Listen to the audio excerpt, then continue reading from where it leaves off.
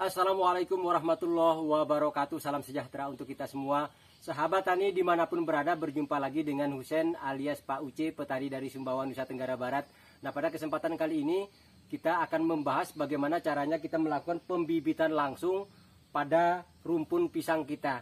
Nah, kalau sahabat tani membutuhkan bibit yang banyak, kalau mau dipesan via online harganya mahal, kadang-kadang juga belum tentu varietas pisang yang kita pesan sesuai dengan yang kita inginkan. Atau kalau kita melakukan pengembangan bibit pisang dengan pola VIP, bib atau split, mungkin butuh waktu yang agak lama, lebih-lebih lagi kalau sahabat tani yang memiliki kesibukan. Nah, kita bisa melakukan pembibitan langsung pada rumpunnya.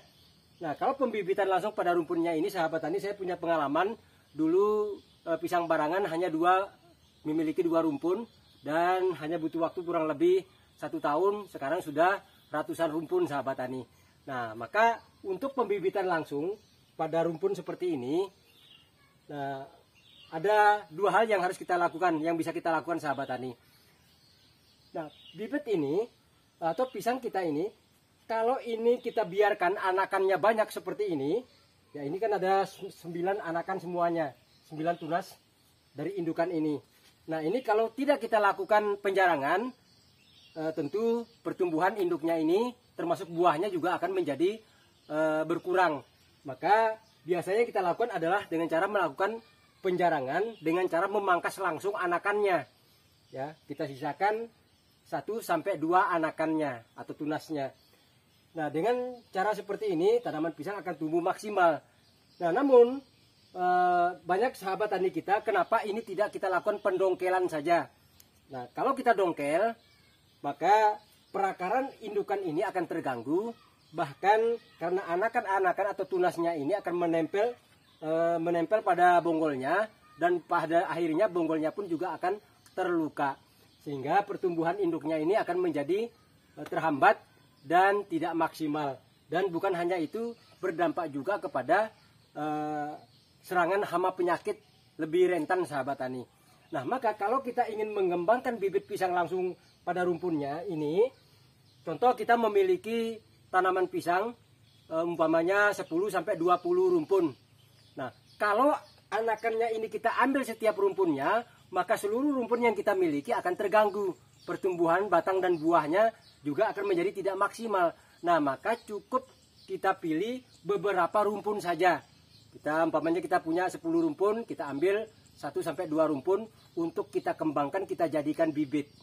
Nah, bagaimana caranya? Yang pertama kita pilih rumpun yang paling banyak tunasnya atau anakannya. Nah, begitu rumpun tersebut 1 atau 2 tadi kita korbankan. Nah, dikorbankan itu maksudnya pohon ini indukannya tetap akan berbuah. Kita ikhlaskan saja berbuah seadanya. Namun kita butuh bibit ini lebih banyak. Sehingga dalam 1 pohon ini bisa nanti berkembang antara 20 sampai 30 anakan yang bisa kita ambil sebelum indukan ini menyerah.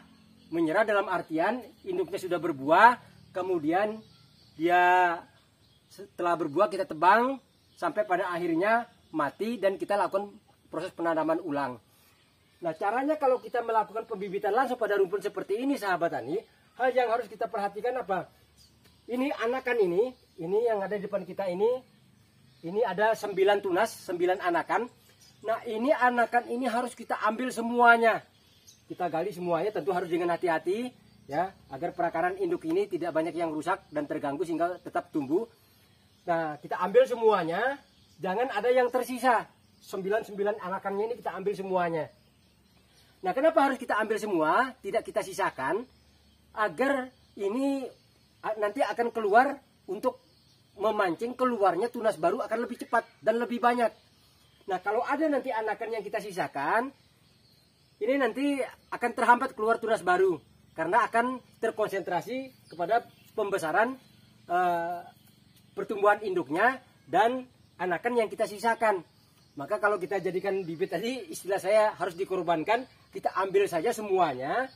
Begitu kita ambil 9-9-nya, nah ini nanti keluar tunas baru akan lebih cepat. Begitu keluar dia tunas baru kita ambil lagi. Setelah kita ambil, kita tutup lagi, keluar lagi. Terus menerus seperti itu sampai nanti ini pohonnya kita tebang bahkan sampai mati.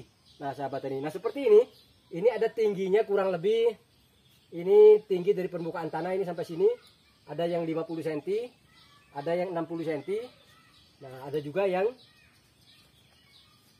70 cm. Nah ini sahabat tani ini, nah ini kita ambil semuanya. Nah setelah kita ambil, kita tutup dengan yang bagus. Kalau ada pupuk kandang atau pupuk kompos, kita tutup lubang yang kita gali tadi, kemudian kita tutup lagi dengan tanah, sehingga begitu terus menerus sahabat tani. Kita akan keluar tunas-tunasnya baru kita ambil, keluar tunas baru kita ambil. Nah anakan yang kita ambil baik yang sudah besar, kalau yang sebesar ini yang tinggi 40 sampai 50 cm ke atas, nah ini bisa kita lakukan proses penanaman langsung, atau yang lebih bagus lagi, kita semai dulu ya, kita karantina di media polybag kurang lebih nanti 1 bulan sampai 1,5 bulan. Begitu keluar daun yang baru sekitar 2 sampai 3, nah bisa kita pindahkan ke lahan. Nah ini cara yang pertama sahabat tani, sehingga kita tidak perlu mengganggu seluruh rumpun pisang yang kita miliki agar yang lainnya tetap berbuah maksimal. Nah ini cara yang pertama. Nah kemudian cara yang kedua, dengan cara kita ambil anakan seperti ini, namun pohon ini nanti tetap akan kita pertahankan. Artinya kita pertahankan rumpun pisang ini, generasinya akan terus berjalan ya. Dan ini sahabat tani sudah bisa berbuah, walaupun ini kita ambil anakannya pun juga ini masih bisa maksimal. Ini jantung pisangnya juga cukup besar. Nah ini kemarin sahabat tani, ini kemarin anakannya jumlahnya ada 9, jadi sama dengan yang pertama tadi. Dan ini bekas saya ambil anakannya ini tidak kita ambil semua seperti poin pertama, tapi kita ambil hanya 6. Nah ini yang saya sisakan, ini ada 3 anakan. Nah ini sahabat tani, ini bisa dilihat. Nah ini yang paling besar anakannya. Kemudian ini yang kita pelihara, anakan yang kedua. Kemudian yang ini sebelahnya lagi, ini yang ketiga. Nah ini nanti akan kita lakukan pemangkasan ya, agar tidak tumbuh lagi. Nah kenapa ini kemarin pada saat kita ambil anakan yang sebelah situ kemarin melingkar, ini tidak saya ambil, agar anakan yang kita siapkan untuk generasi penerusnya ini perakarannya tidak terganggu. Jadi ini saya sisakan, nanti akan kita potong. Setelah kita potong seperti di sininya, nanti kita lubangin bagian tengahnya minimal 5 cm. Kemudian kita masukin minyak solar kurang lebih 2 sampai 3 mili untuk satu anakan ini, agar anakan yang kita pangkas ini nanti tidak tumbuh lagi. Nah ini cara yang kedua. Cuma cara yang kedua ini kita ambil batang ini, pertumbuhannya tentu tidak semaksimal jika tidak kita ganggu sahabat tani. Tidak kita ambil anakannya, kita gali dengan cara didongkel seperti ini. Namun cara ini yang kedua, generasi penerusnya ini tetap nanti akan tumbuh maksimal. Nah ini cara ini kita pertahankan rumputnya tetap seperti ini. Generasinya yang anakan yang kita sisakan, beda dengan poin pertama tadi, indukannya rumpunnya tidak akan kita pertahankan, hanya begitu keluar anakan kita ambil, keluar tunas kita ambil. Begitu pada pengambilan yang terakhir pada saat kita lakukan penebangan, nah itu langsung kita lakukan penggalian dan kita lakukan proses penanaman ulang.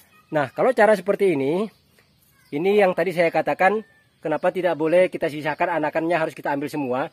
Ini nanti anakannya akan lama keluarnya sahabat tani dibandingkan pola yang pertama tadi. Nah ini cara yang kedua yang bisa sahabat tani lakukan. Namun yang lebih efektif menurut saya seperti pada poin yang pertama tadi. Nah kalau ini poinnya intinya, kalau rumpun ini tetap kita pertahankan, berarti anakannya sebagai generasinya kita sisakan. Nah namun ini kalau dilihat sahabat tani ini cukup maksimal juga. Ini kita lakukan sunat jantung. Nah, seperti ini hasilnya. Kita tidak tahu nanti akan berbuah berapa jumlah sisirnya. Yang jelas pasti tidak maksimal kalau dibandingkan tidak kita lakukan pengambilan anakan dengan cara didongkel.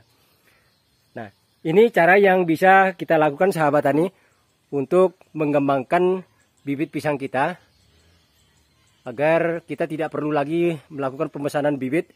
Cukup kita kembangkan bibit yang pisang yang kita miliki.